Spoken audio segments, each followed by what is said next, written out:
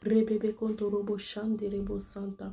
Rebebe kontorobo sakara baba baba. Rebebe kontorobo shindara mama mama kanta baba sente. Reba baba kontorobo shenderebo santa. Re mama mama kontorobo shikaya baba baba. Rebebe kontoromo santa ikara baba baba.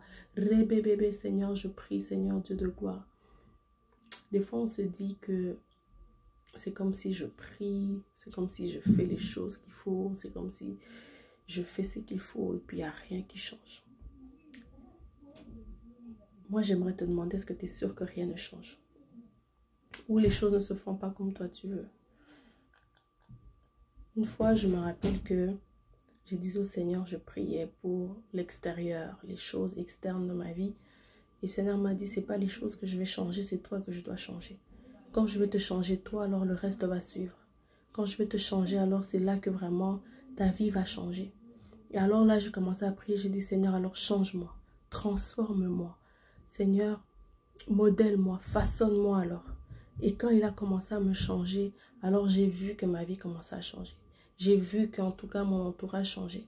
J'ai vu que les circonstances de ma vie changeaient. Et quand il venait, j'étais capable de prendre autorité, j'étais capable de me lever et de faire ce qu'il fallait. Parce que en voulant me changer, je m'accrochais à Dieu, je m'accrochais encore au Seigneur parce que c'est lui qui m'a créé, c'est lui qui me connaît. Alors je priais avec la parole de Dieu. Je demandais au Seigneur de me changer, de me façonner à son image, de pouvoir, parce que je savais que si j'étais comme lui, alors je pouvais aussi me lever contre toutes ces choses-là qui m'accablaient, toutes ces choses-là qui me dérangeaient. Parce qu'en fait, on doit comprendre une chose, c'est que avec Dieu ou sans Dieu, on aura toujours des difficultés, on aura toujours des défis.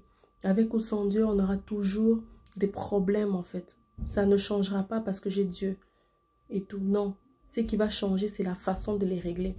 Mais si je reste avec mon ancienne nature, ma façon d'être, il me sera difficile de pouvoir justement influencer ou impacter ces choses.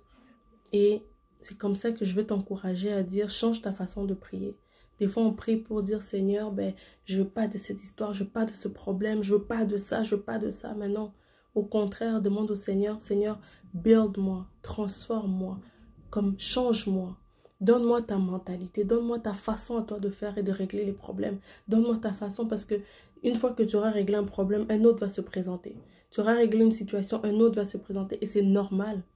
En fait, c'est normal parce que tout être humain est confronté à des problèmes. Même les enfants, quand ils viennent au monde, ils viennent dans la douleur, ils viennent dans la souffrance. Et pour grandir, ils doivent passer par des souffrances, par des douleurs, par des choses justement pour pouvoir évoluer.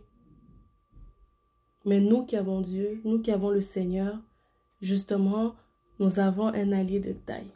Parce que il est le maître de ces choses. Il est le maître de toutes ces circonstances, de toutes ces situations. Alors, je t'encourage vraiment à prier, à changer ta façon de prier, de dire Seigneur, change-moi, transforme-moi, viens te montrer à moi. Je veux te connaître, je veux te rencontrer, je veux que tu me visites en fait. Et je prie qu'avant la fin de cette année, que le Seigneur te visite, visite ta maison, visite ta famille, visite tout ce que tu es, qu'il puisse venir vraiment te changer, te transformer à son image. Que là où tu avais besoin d'un plus dans ta vie, qu'il vienne rajouter ce plus-là. Que le Seigneur vienne en tout cas te transformer. Comme il a transformé cette femme samaritaine, qui vienne aussi te transformer. Comme il a transformé Saul de Tarse, qui vienne aussi te transformer. Qu'il puisse emmener un changement, une autre atmosphère dans ta vie. Qu'il puisse venir renouveler tes pensées. Vraiment, lâche pas, je t'encourage vraiment à ne pas abandonner. Dieu, il est fidèle. Dieu, il ne ment pas, il est tout puissant. Il ne ment pas, il n'est pas un fils de l'homme pour se repentir. Ce que lui, il dit, c'est dans sa nature de l'accomplir. C'est dans sa nature de l'accomplir. Parce que c'est en fait, c'est son nom qui est en jeu. Donc, il ne peut pas te lâcher. Il ne peut pas te lâcher. Il ne peut pas t'abandonner. Il ne t'abandonnera jamais. Je viens taire tous les mensonges de l'ennemi dans ta vie qui te font croire que Dieu est mort, que Dieu ne va pas agir, que Dieu ne va pas faire, que Dieu est comme ça. Non. Attache-toi à sa parole et attache-toi à ce qu'il te dit, à ce qu'il est. Continue à le chercher en esprit, en vérité. Il est digne. Vraiment, ne lâche pas. Que Dieu vous bénisse.